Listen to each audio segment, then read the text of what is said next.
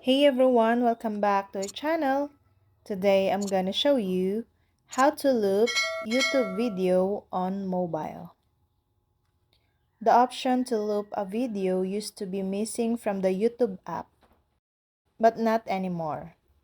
You can also loop a video in the YouTube app for iPad, Android, and iPhone.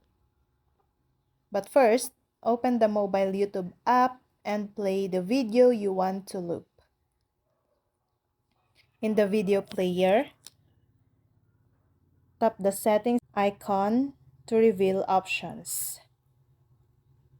And then, tap another settings.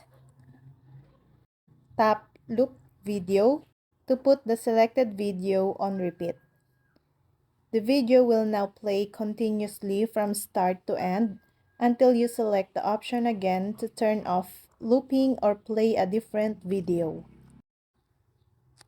Note, YouTube gives you the option to loop a video in the mobile app. But before, when it wasn't possible, people used this trick by putting a single video in a custom playlist and then setting the playlist itself to loop.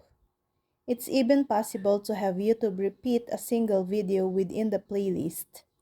To do that, simply tap the loop button again so that one appears in the middle of the button. There are all sorts of reasons and types of YouTube videos you may want to play in a loop. Maybe it's your favorite song, a hilarious comedy clip, or an unforgettable commercial. Whatever it is, you can easily see and hear it over and over. And that's all. I hope this video helped you guys. For more videos, subscribe to our YouTube channel. Thank you for watching. See you again.